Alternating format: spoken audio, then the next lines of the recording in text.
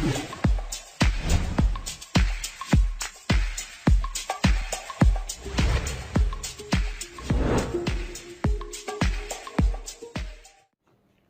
students, it's Chemistry Time Learning Platform. Hi, I am Monica and today we'll continue our topic that is your Fezan rule. देखिए students, we have already studied about the Fezan rule और क्या क्या properties होती हैं, polarisation, polarising power, polarisability, हम सब चीज़ों के बारे में डिस्कस ऑलरेडी कर चुके थे। और आज क्वेश्चन हम वही डिस्कस करेंगे जो आपके एग्जाम पॉइंट ऑफ व्यू से बहुत इंपॉर्टेंट होते हैं फेजान रूल से। देखिए स्टूडेंट्स, हमेशा एक चीज याद रखना, जब भी आप कोई कॉन्सेप्ट पढ़ते हो, ठीक है, अगर आपने उसको बहुत अच्छे से क्लियर किया है ना, तो उसके बाद चाहे आपके कहीं से भी क्वेश्चन उठ के आ जाए तो आप इजीली उसको सॉर्ट आउट कर सकते हैं। कभी मैं सोच रही क्वेश्चन जितने ज्यादा होंगे उतनी ज्यादा प्रैक्टिस होगी, वो तब होता है जब आपका कंसेप्ट क्लियर हो, ठीक है। तो अगर आपके पास अभी जितना मैंने आपको करवाया है, आई होप आपको सारा कंसेप्ट क्लियर हुआ होगा फेजान रूल के बारे में। तो जो कंसेप्ट पढ़ाया जाता है पहले उसको आप अच्छे से समझो, कोशिश करो उसको समझने की, अंडरस्टैंड करने की। उसके बाद आप जो भी क्वेश्चंस लगाते हैं, चाहे आप किसी बुक से भी कर लो क्वेश्चंस, वो आपका फर्क नहीं पड़ता उस चीज से। बट जो मेन है बात वो ये है कि जब क्वेश्चंस ट्राई करोगे, अगर कंसेप्ट आपका क्लियर हो जाता है तो आप सारे क्वेश्चंस इजीली कर पाते हो उसके, ठीक है। तो ध्यान हमेशा रखा करो, क्वेश्चंस पहले हमेशा आप थ्योरी अच्छे से करो, उसके बाद आप क्वेश्चंस पे आ गो, ना कि क्वेश्चंस टू थ्योरी, ठीक है। वो बाद की प्रोसीजर होता है जब आप पूरा अच्छे से अंडरस्टैंड कर लेते हैं किसी कंसेप्ट को, ठीक है। तो चलिए स्टार्ट करते हैं। First question is your, which of the following compound contain maximum covalent character. देखो स्टूडेंट्स, आपसे कोवेलेंट कैरेक्टर बोल सकता है या फिर आयनिक कैरेक्टर। आपको अगर फेजान रूल बहुत अच्छे समझ में आया है तो आप कोवेलेंट कैरेक्टर को समझ पाएंगे इजीली, है ना। अगर आपका कोवेलेंट कैरेक्टर अगर आपका कोवेलेंट कैरेक्टर बहुत अच्छे से कंसेप्ट क्लियर है तो आयनिक कैरेक्टर जस्ट उसका रिवर्स करना है आपको हमेशा, ठीक है। तो देखो यहाँ पर मैक्सिमम कोवेलेंट कैरेक्टर। अब मुझे एक चीज पता है कि जो कोवेलेंट कैरेक्टर होता है आपका वो किस किस चीज पर डिपेंड करता है। सबसे पहले आपका पोलराइजिंग पावर और पोलराइजिबिलिटी, दो ही तो चीजें हैं, ठीक है, कैटायन और एनायन, फाइन। तो यहाँ पर देखना है, यहाँ देखो M3N M3P। अब मुझे पता है मेटल कोई भी हो सकता है, ठीक है। मेटल यहाँ मान लेती हूँ मैंने, यहाँ पर M को आपके लिए सिंप्लीफाई कर देते हैं, मेटल को मैंने मान लिया यहाँ पर सोडियम है, ठीक है। तो कितना चार्ज हो जाएगा, Na पॉजिटिव N3 नेगेटिव, ठीक है। यहाँ पर भी Na positive P3 negative, fine. तो अब देखो यहाँ पर जो एनायंस है आपके पास, हमें क्या देखना है, देखो मेटल तो मेरे पास हो गया सेम, यानी कि कैटायन तो आपका हो गया फिक्स। क्यों? क्योंकि यहाँ पर सोडियम पॉजिटिव है, बैलेंस करने के लिए 3 आ जाएंगे, सिंपल, ठीक है। 3 Na पॉजिटिव N3 नेगेटिव। तो अब मुझे एक बात बताओ, यहाँ पर जो आपके पास कैटायन यानी मेटल है वो तो क्या आपका सेम है, तो किस पर डिपेंड करेगा आपका कोवेलेंट कैरेक्टर। देखो यहाँ पर ध्यान से, C.C कोवेलेंट कैरेक्टर किसके ऊपर डिपेंड करेगा, मैंने आपको बताया था साइज ऑफ एनायन, ठीक है। जितना ज्यादा साइज होगा ना एनायन का। अब यहाँ देखो साइज तो मुझे नहीं पता चल रहा, क्योंकि देखो यहाँ पर साइज हो सकता है nitrogen, phosphorus, chlorine, fluorine, but यहाँ मुझे प्रॉब्लम आ रही है, क्यों, सभी अलग ग्रुप के हैं बिल्कुल। देखो यहाँ पे फ्लोरीन और क्लोरीन अलग ग्रुप के, 17 ग्रुप के हैं, फोस्फोर, नाइट्रोजन 15 ग्रुप के हैं। तो कैसे डिसाइड करें। दूसरा मैंने बताया था चार्ज के ऊपर, किसके चार्ज पर, charge on anion, charge on anion, ठीक है। देखो यहाँ पर चार्ज जो है ना, N पर 3 नेगेटिव है, P पर 3 नेगेटिव है, -1 -1। तो मुझे एक बात बताओ, जितना ज्यादा चार्ज होगा एनायन पर उतना ज्यादा क्या होगा, कोवेलेंट कैरेक्टर, क्योंकि उतनी ज्यादा पोलराइजिबिलिटी होगी। ये समझाया था मैंने आपको, ठीक है। तो यानी कि यहाँ पर कोवेलेंट कैरेक्टर सबसे ज्यादा किसका होगा, इन दोनों में से, क्योंकि देखो दोनों के ऊपर 3 नेगेटिव चार्ज है, ठीक है। तो यानी कि चार्ज और एनायन के बेसिस पर तो दोनों कोवेलेंट कैरेक्टर सेम आना चाहिए था, लेकिन ज्यादा किसका होगा। अब वहां पे डिसाइड क्या होगा, size of anion, size of anion, ठीक है। क्योंकि -3 तो क्या है, नाइट्रोजन पर भी है और फोस्फोरस पर भी है, लेकिन अब डिसाइडिंग फैक्टर दूसरा कौन सा होगा, साइज ऑफ एनायन, ठीक है।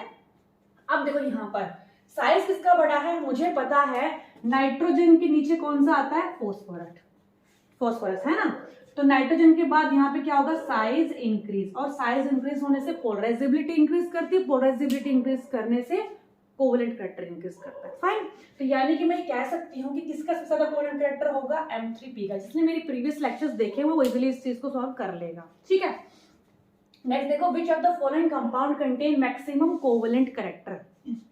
देखो यहाँ पे बेसिस पर विच of the following compound contain maximum covalent character. अब देखो यहाँ पर कंपाउंड, अब देखो यहाँ पर कंपाउंड कैसे बना होगा, ये वाला देखो। अब जिसको ऑक्सीडेशन निकालनी नहीं आती स्टेट, तो वहां थोड़ी सी प्रॉब्लम क्रिएट हो सकती है, क्योंकि आपको ऑक्सीडेशन स्टेट का एक्चुअली पता होना चाहिए, तभी आप ये कोवेलेंट कैरेक्टर निकाल पाते हैं, क्योंकि चार्ज भी है यहाँ पर और साइज भी, दोनों फैक्टर्स काम करते हैं।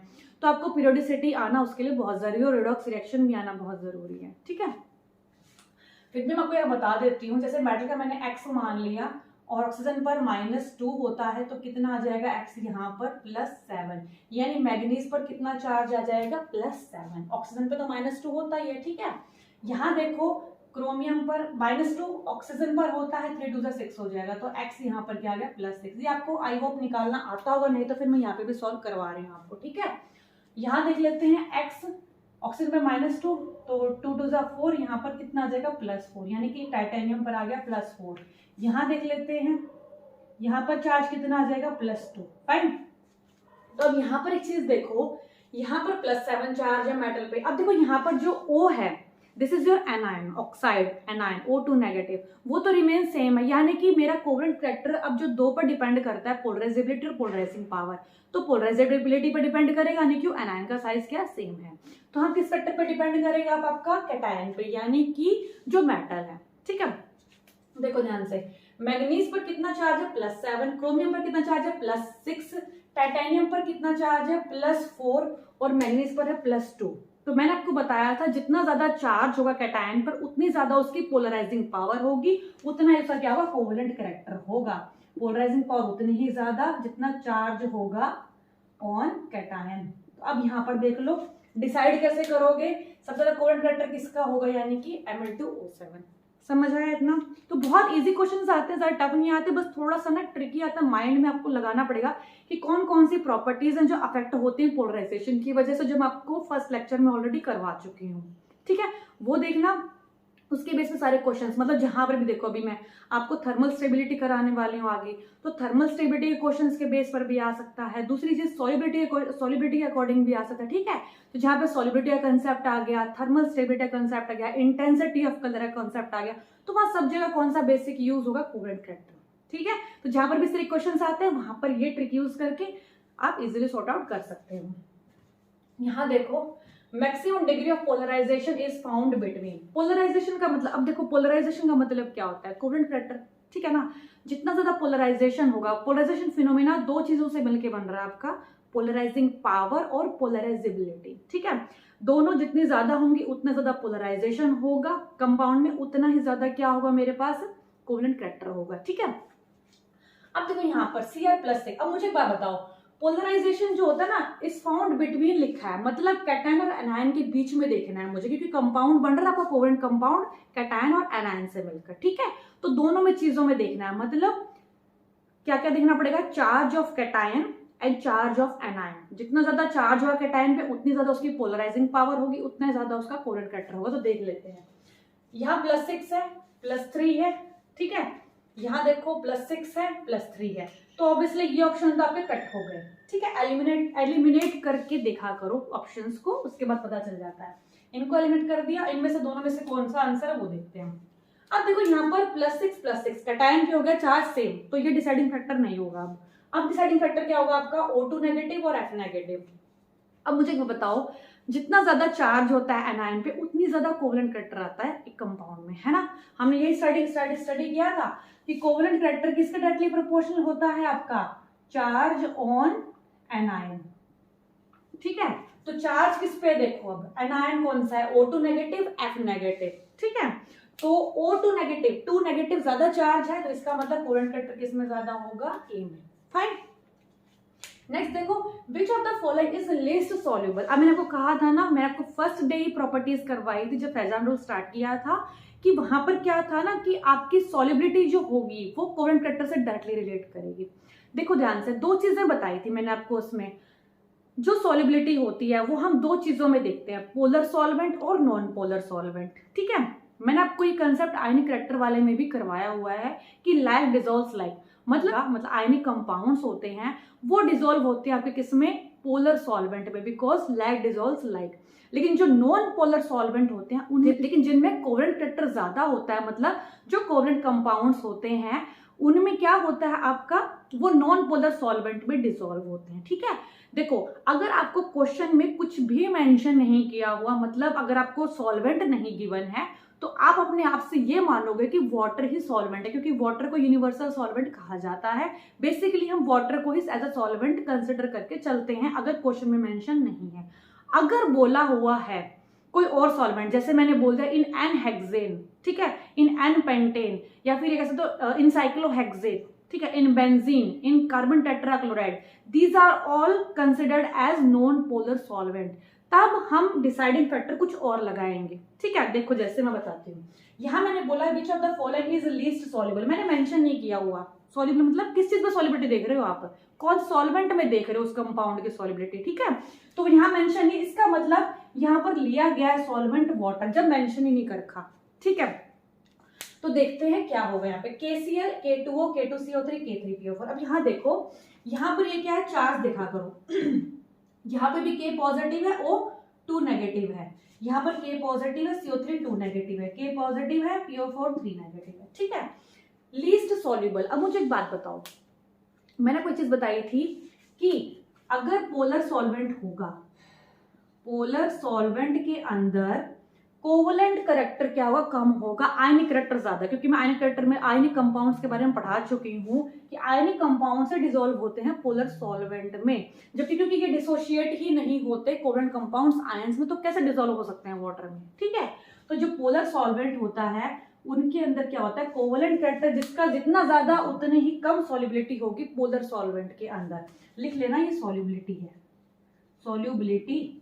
लेकिन अगर आपको मेंशन है non polar solvent, non polar solvent, तो किसका ज्यादा हुआ, जो कोवलेंट कंपाउंड जितना ज्यादा, मतलब जितना ज्यादा कोवलेंट करेक्टर होगा किसी कंपाउंड में, उतना ज्यादा वो नॉन पोलर सॉल्वेंट के अंदर क्या होगा, डिसॉल्व होगा, यानी सॉल्युबिलिटी होगी उसकी। ठीक है, जैसे एन हेक्सेन डिसोशिएट नहीं होता आयंस में, सिमिलरली कोवलेंट कंपाउंड है वो भी आपका डिसोशिएट नहीं होता, उसमें कुछ मतलब ऐसा नहीं होता कि डिसॉल्व नहीं हो पाता, मतलब पार्शियली भी हो सकता है वो डिसॉल्व, क्योंकि उसमें कुछ हद तक आयनिक करेक्टर होता है, पर मैक्सिमम कोवलेंट करेक्टर वाले जो आपके होते हैं वो नॉन पोलर सॉल्वेंट में ही डिसॉल्व होते हैं। मैं आपको पहले लेक्चर में बता चुकी हूँ, एक्सप्लेन कर चुकी हूँ, तो जिसने नहीं देखा पहले वो देखो, उसके बाद एक क्वेश्चन समझ में आपको आ जाएगा। ठीक है, तो देखो यहाँ पर लीस्ट सॉल्युबल का मतलब क्या है, पहली बात मैंने वाटर में बात की है, वाटर में जो सॉल्युबिलिटी होगी, कोवलेंट कंपाउंड जितना ज्यादा स्ट्रॉन्ग होगा, जितना एक कंपाउंड के अंदर कोवलेंट करेक्टर होगा उतना ही वो कम सॉल्युबल होगा वाटर के अंदर। ठीक है, यहां से पता चल रहा है आपको, ये चीज समझ आ रहा है। ठीक है, तो मुझे एक बात बताओ, कैटायन तो आपका सेम है, पॉजिटिव 1 चार्ज है, एनायन को देखो -1 -2 -2 -3। अब मुझे एक बताओ, जितना ज्यादा चार्ज होगा एक एनायन पे उतना ज्यादा कोवलेंट करेक्टर होगा, ऑलरेडी स्टडी कर चुके हैं हम ये, तो सबसे ज्यादा कोवलेंट करेक्टर किसका होगा, इसका। जितना ज्यादा कोवलेंट करेक्टर होगा उतनी कम सॉल्युबिलिटी होगी पोलर सॉल्वेंट में। मैंने यहाँ पे बोल दिया, इस क्वेश्चन में अगर मैं बोलूं CCl4 के अंदर सॉल्युबिलिटी का ऑर्डर लिखो, ठीक है, तो आप कैसे लिखोगे मुझे भी बताओ। CCl में सबसे ज्यादा डिसॉल्व कौन सा होगा, जिसका कोवलेंट करेक्टर सबसे ज्यादा होगा, तो किसका होगा, K3PO4 सबसे ज्यादा डिसॉल्व हो जाएगा। लेकिन उल्टा देखो, यहाँ पर ये सबसे कम सॉल्युबल है वाटर में, लेकिन सबसे ज्यादा डिसॉल्व किसमें होगा, CCl4 में, मतलब नॉन पोलर सॉल्वेंट में। तो लिख लेना ये बात अच्छे से, नॉन पोलर सॉल्वेंट के अंदर सबसे ज्यादा सॉल्युबिलिटी इसकी होगी, फिर किसकी होगी, K2CO3 की, फिर किसकी होगी आपकी, K2O की, आफ्टर दैट KCl। ठीक है, अगर मैं यही ऑर्डर वाटर के अंदर पूछ लूं, ठीक है, वाटर में सबसे ज्यादा डिसॉल्व कौन सा होगा, KCl, फिर K2O, फिर K2CO3, सबसे कम स्टेबल सॉल्युबल कौन सा होगा, K3PO4, just reverse of this. ठीक है, नेक्स्ट देखो, which of the following species contain minimum ionic character. अब देखो क्वेश्चंस की लैंग्वेज बदल जाती है बट चीजें वही हैं। मिनिमम आयनिक करेक्टर पूछा है आपसे, तो उसकी जगह आप ये भी तो सोच सकते हो ना, क्योंकि मैंने आपको बताया था फर्स्ट लेक्चर में भी, जो आयनिक करेक्टर होता है इनवर्सली प्रोपोर्शनल होता है कोवलेंट करेक्टर के, जस्ट रिवर्स करना है सब कुछ। ठीक है, तो मिनिमम कोवलेंट करेक्टर का मतलब क्या है, मिनिमम आयनिक करेक्टर का मतलब क्या है, ज्यादा कोवलेंट करेक्टर। ठीक है, कम आयनिक ज्यादा कोवलेंट। ठीक है, तो ज्यादा कोवलेंट देख लो कौन सा है इनमें। अब मुझे एक बात बताओ, यहाँ पे तो सिंपल सा क्या दे दिया, BALGAIN। अब आपको इसको दो तरीके से वैसे कर सकते हो। ठीक है, अगर आपको बताऊं, एक बात बताओ, जो आपके पास बोरोन होता है, ठीक है, उसके ऑक्सीडेशन स्टेट के बेसिस पे भी कर सकते हो, बिकॉज आपको पता है top to bottom inert pair effect लगता है इसमें, और इसलिए ज्यादातर +1 ऑक्सीडेशन स्टेट में होता है, और ये +3 में होता है, ये भी आपका +3 में एग्जिस्ट करता है, और ये वाला +3 और +1 दोनों में एग्जिस्ट करता है, ठीक है। तो टॉप टू बॉटम टेंडेंसी क्या होता है, कम होती जाती है +3 ऑक्सीडेशन स्टेट की, और +1 ऑक्सीडेशन स्टेट की टेंडेंसी बढ़ती जाती है top to bottom inert pair effect. चलो अगर जिसको ये कंसेप्ट भी नहीं आता, पहले तो मैं इसके थ्रू बताती हूँ, फिर आपको सिंपल बताती हूँ, ठीक है। यहाँ देखो, अगर मैंने बोल दिया मिनिमम आयन करेक्टर मतलब मैक्सिमम कोवलेंट, तो मैक्सिमम कोवलेंट ऑब्वियसली इसी का होगा, क्योंकि +3 ऑक्सीडेशन स्टेट की टेंडेंसी सबसे ज्यादा 13 ग्रुप वाले होते हैं उनकी, ठीक है, because of the inert pair effect. लेकिन क्योंकि ज्यादा चार्ज होगा कैटायन पे जितना ज्यादा चार्ज होगा उतना ज्यादा कोवलेंट करेक्टर होगा, ठीक है। यहाँ से भी क्लियर हो रहा है। अदरवाइज आप एक चीज और लगा लो यहाँ पर, कि मुझे एक बात पता है कि टॉप टू बॉटम जो होता है यहाँ पर 13 ग्रुप में, मुझे पता है बोरोन जो होता है नॉन मेटल होता है ना, एल्यूमिनियम एम्फोटेरिक करेक्टर शो करता है, और गैलियम भी, लेकिन इंडियम जाके पास मेटलिक करेक्टर शो करता है। टॉप टू बॉटम क्या होता है आपके पास, मेटलिक करेक्टर इंक्रीज हो रहा है, नॉन मेटलिक करेक्टर डिक्रीज हो रहा है। लेकिन इसका मतलब क्या, सबसे ऊपर जो टॉप वाला है वो आपको नॉन मेटलिक करेक्टर सबसे ज्यादा उसका, तो नॉन मेटल्स ही मेरे पास क्या शो करते हैं, कोवलेंट कंपाउंड शो करते हैं। ये मैं भी आपको पहले डिस्कस हम कर चुके हैं कि जो नॉन मेटल के ऑक्साइड्स होते हैं वो क्या होते हैं, एसिडिक होते हैं नेचर में, ठीक है। ये भी हम चीजें डिस्कस कर चुके हैं ऑलरेडी, ठीक है। तो जो नॉन मेटल्स होते हैं, क्योंकि देखो लेफ्ट टू राइट में मेरे पास क्या हो रहा है, मेटलिक करेक्टर डिक्रीज होता है और कोवलेंट करेक्टर इंक्रीज करता है, ये भी हम स्टडी कर चुके हैं। तो किसी भी तरीके से रिलेट आप कर सकते हो, top to bottom metallic character increase करता है, लेफ्ट टू राइट आपका नॉन मेटलिक करेक्टर इंक्रीज करता है, ठीक है ना। देखो ध्यान से, यहाँ पे नॉन मेटलिक करेक्टर इंक्रीज करता है, यहाँ metallic character top to bottom, है ना। तो यहाँ पर देखो, जब आपके पास बोरोन है, टॉप टू बॉटम आपका मेटलिक करेक्टर इंक्रीज करेगा, ठीक है, और सबसे टॉप वाला क्या होगा, नॉन मेटल है आपका यहाँ पर बोरोन। ये तो आई थिंक आपको पता होगा कि बोरोन जो होता है नॉन मेटल है, ठीक है ना, क्योंकि आपने ये भी सुना होगा कि जो बोरोन का ऑक्साइड्स होता है जैसे बोरिक एसिड, तो वो एक एसिड होता है ना, क्योंकि वो एक नॉन मेटल है, ठीक है ना। और जो इसके इंडियम ऑक्साइड, तो इनके मेटल्स होते हैं, जो ये बेसिकली नीचे वाले होते हैं, बेसिक होते हैं नेचर में, ठीक है। तो इस तरीके से भी कर सकते हो कि ज्यादा टेंडेंसी इसकी है, इनर्ट पेयर इफेक्ट से शो कर लो, किसी भी तरीके से आप इसका आंसर फाइंड आउट कर सकते हो, ठीक। तो देखो यहाँ तक तो हमारे पास बात होगी सिंपल, जब तक क्वेश्चंस पूछे जाते हैं किसी भी तरीके से, चाहे आप ऑक्साइड्स के फॉर्म में ले लो, एसिडिक नेचर पूछ लेंगे जो मैं आपको पहले करवा चुकी हूँ। अब हम बात करेंगे थर्मल स्टेबिलिटी की, ठीक है। देखिए स्टूडेंट्स, आपके पास है थर्मल स्टेबिलिटी, ठीक है, तो ये भी आपका कोवलेंट करेक्टर से रिलेट करता है। देखो कैसे करता है, आपके पास जो थर्मल स्टेबिलिटी है उसका मीनिंग क्या, अगर उसको हम डिवाइड करके देखें, थर्मल स्टेबिलिटी स्टेबल होना टेम्परेचर के साथ, ठीक है। थर्मल मीन्स होता है हीट या फिर टेम्परेचर, ठीक है। स्टेबिलिटी मतलब टेम्परेचर के साथ जो चीज स्टेबल हो। अब देखो यहाँ पर क्या टर्म आती है, एक टर्म आती है डीकम्पोजिशन टेम्परेचर, डीकम्पोजिशन टेम्परेचर, उसी का डायरेक्टली प्रोपोर्शनल होती है आपकी थर्मल स्टेबिलिटी,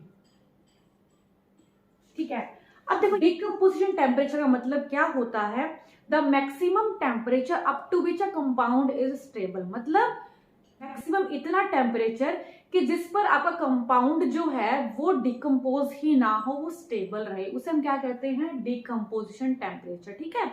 उसी का रिलेशन है थर्मल स्टेबिलिटी से, मतलब जितना ज्यादा एक कंपाउंड को डिकम्पोज करने के लिए हमें टेम्परेचर की जरूरत पड़ेगी, ठीक है। अगर आप एक बताओ, कोई कंपाउंड है, ठीक है, हमने थोड़ा सा टेम्परेचर दिया वो मेल्ट हो गया, मतलब वो थर्मली कम स्टेबल है। थोड़ा टेम्परेचर देते ही मतलब कम टेम्परेचर पर कम थर्मल स्टेबिलिटी, मतलब थोड़ा टेम्परेचर दिया वो कंपाउंड डिकम्पोज हो गया, मेल्ट हो गया आपका, ठीक है। तो इसका मतलब वो थर्मली कम स्टेबल है, मतलब टेम्परेचर के साथ वो कम स्टेबिलिटी शो कर रहा है, ठीक है।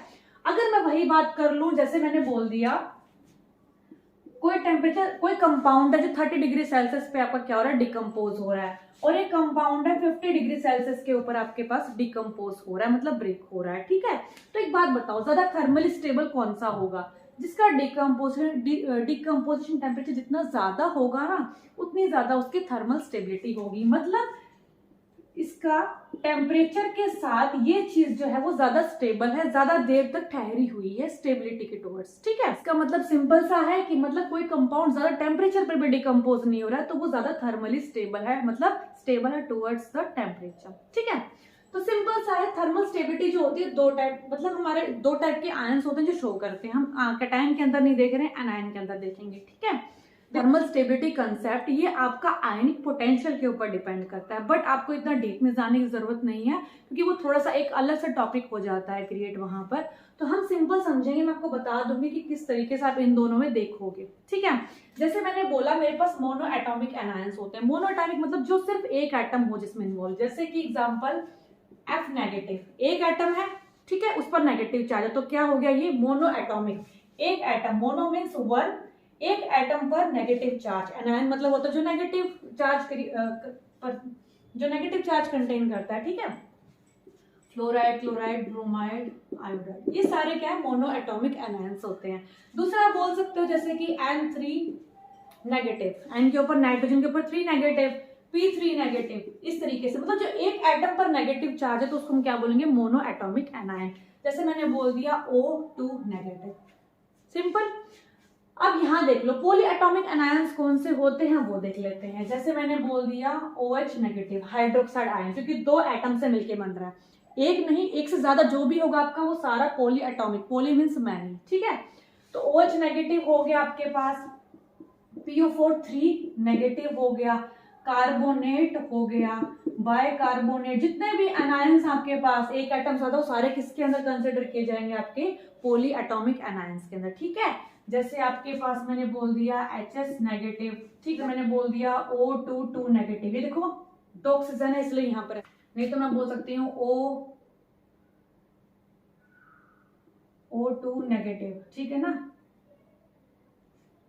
परऑक्साइड, सुपर ऑक्साइड, ये सारे आपके इसमें कंसिडर होते हैं। ठीक है, जैसे NO3 नेगेटिव, SO4 नेगेटिव, जितने भी हैं CH3CO नेगेटिव एसिटेट। ठीक है, ये सारे ये हैं।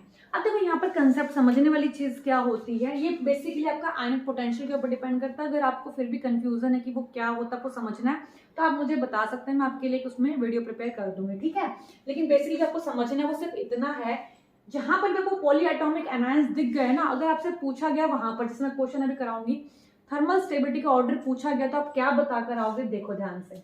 यहां पर क्या होता है ना, लिख लेना कि जो टॉप टू बॉटम है इनके केस में, ठीक है, टॉप टू बॉटम क्या होगा, थर्मल स्टेबिलिटी जो वो इंक्रीज करती है।